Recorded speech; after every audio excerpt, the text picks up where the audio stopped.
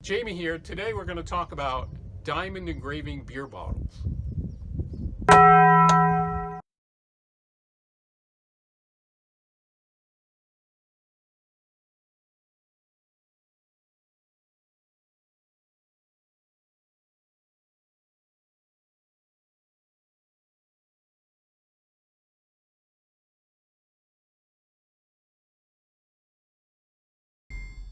So to make the engraving, we're going to start with a 2D CAD drawing, as you see on the screen.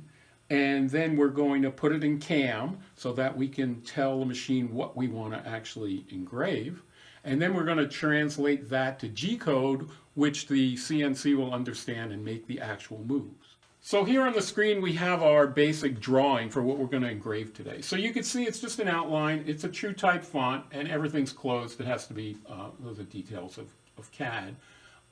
Then I took it out of the CAD into this CAM program and generated a bunch of operations. So the first operation we're going to do, let me close this up. First operation is we're going to do a contour cut, which is basically the outline of all these letters. That's okay, but we can do better. So the next thing, the other operation we're going to do is we're going to fill it in. And so there's many options here. For instance, here what I've done is I've done the raspberry angled this way with the lines, and then I've done the vinegar 90 degrees away the other way, just a little more interesting. So now I have these operations. The first one's the contour, the next one is the raspberry, and the one below that's the vinegar. We then take that and translate that into G code. That's the language that the CNC actually understands and makes the moves. Okay, so that's here. I take all of those, I post it, I call it A, I save it. Takes a little while, it's a really old computer. I have to use the parallel port. Here's the G code. There's one little hiccup that I haven't figured out. So I have a little program here which adds this little trick. What it is it isn't lifting the bit away and it could scratch the pen. Anyway, I just took care of that.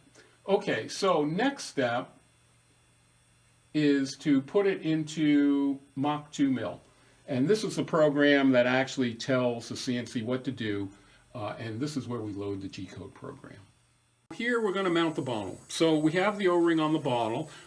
We open up the chuck and we get it in there and we tighten it. It doesn't have to be that tight. I really don't like clamping on the glass, so the O-ring's really an easy solution. I also have this part which goes over the bottom of the bottle, and also has a tapered hole in the back to fit the live center. Put that here. We lock that, tighten this a little bit. We don't want to break the bottle. Tighten the chuck a little. Okay, so now we can drive the bottle from here, and this will freely rotate, and it's pretty round. The next step, because I was doing something different before, is I generally want to center the bit over the top of the bottle. And if you're off a couple millimeters, it doesn't really matter. The bit can do that. I'm going to lower the bit to get a better view. I'm just eyeballing this. There we go. And obviously, don't move it again. Normally this is the y-axis travel here, which is not operative now. Right now, we have x, which is this way. We have theta, and we have z. So really, it's the 3-axis, but not the normal 3-axis. No. Okay, so now we have our bottle mounted. It's grabbed by the chuck, and that's what's going to drive it, and it's centered in the back.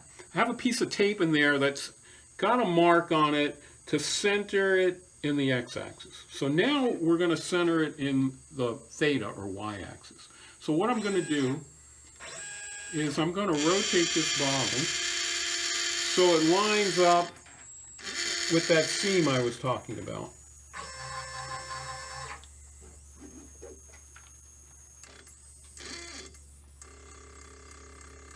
Okay, so I'm eyeballed over the seam. I'm going to go to the software and I'm going to zero out the theta axis. Now, because I'm smart, I know what 3/4 of pi is. It's 2.356, so I'm going to move the y-axis 2.356 inches. It doesn't matter which way, it's the same. I don't care which side of the bottle I'm doing.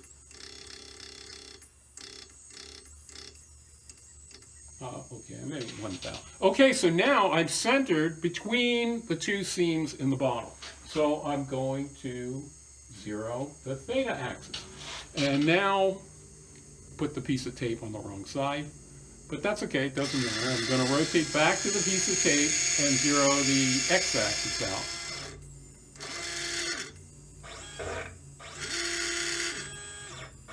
Sorry, I'm not looking at it.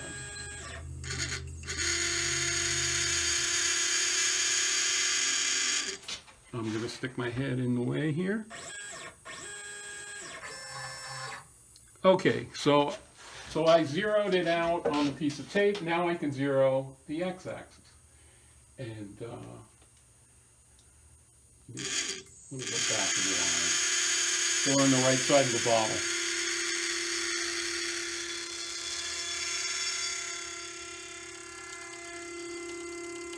Okay, so I don't even have to take the piece of tape off.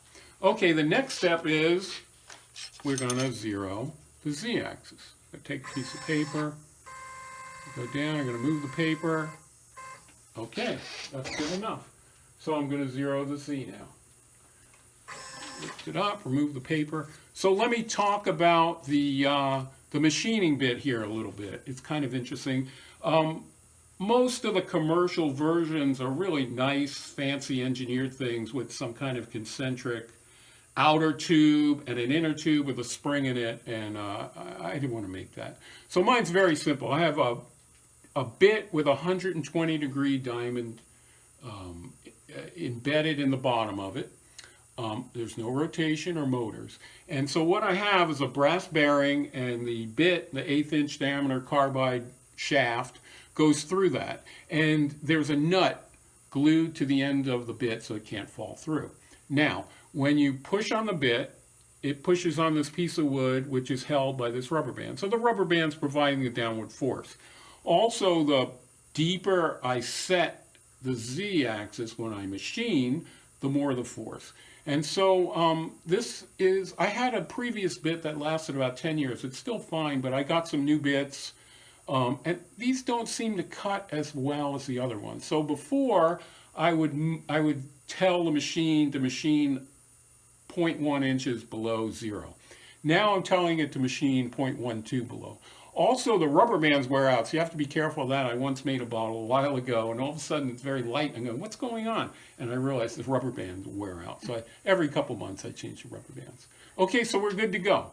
We're centered in x and theta. We zeroed the z, and there's no motor going.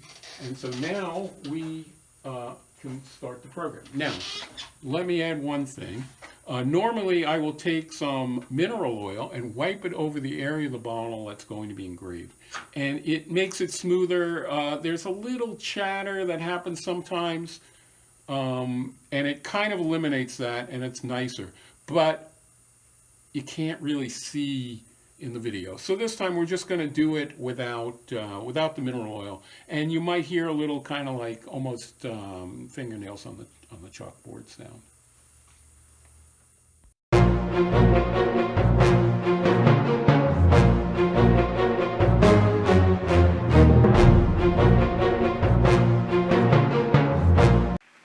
Okay, got two engraved bottles here, just so you can see the contrast after the paint's on there.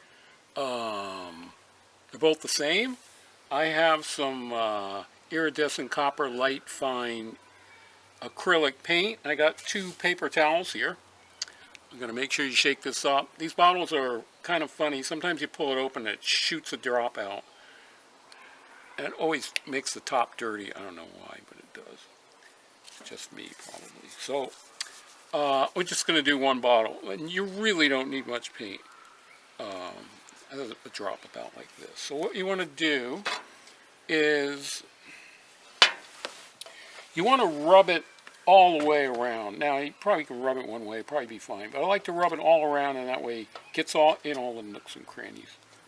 I'm just going to dab a little on both sides first before I start. This stuff dries pretty quick, so you have to kind of, can't dawdle around too much. And I'm going to remove some of it with this towel, the majority of it. Now I'm going to rub really hard. The harder the better. And it's already drying, but if you keep rubbing, if it's on the smooth glass surface, it'll come off. And if not, you can always use some light Scotch-Brite later. But it always sticks where there's seams and stuff. It looks pretty good. That's good. That's pretty much it. So here you go. Looks great. Unpainted and painted. Pretty nice. And I really like the copper. It's really nice contrast against the brown. So this is just one example of what I've been doing. I kind of gravitated toward these food-related bottles, but you can do other things. One idea I had is you could put a date on there that's some kind of memorable date. Maybe an anniversary or a birthday or a concert you went to, something like that. Also, I've made hummingbird feeders. There's one right behind over there. Maybe we'll show that when we're done here. And so it's just limited by your imagination. The important part is you know how to hold the end of the bottle and you know how to center the bottle. And the CAD CAM Mach 2 mill allows you to take a simple drawing and go all the way to engraving it on a round surface.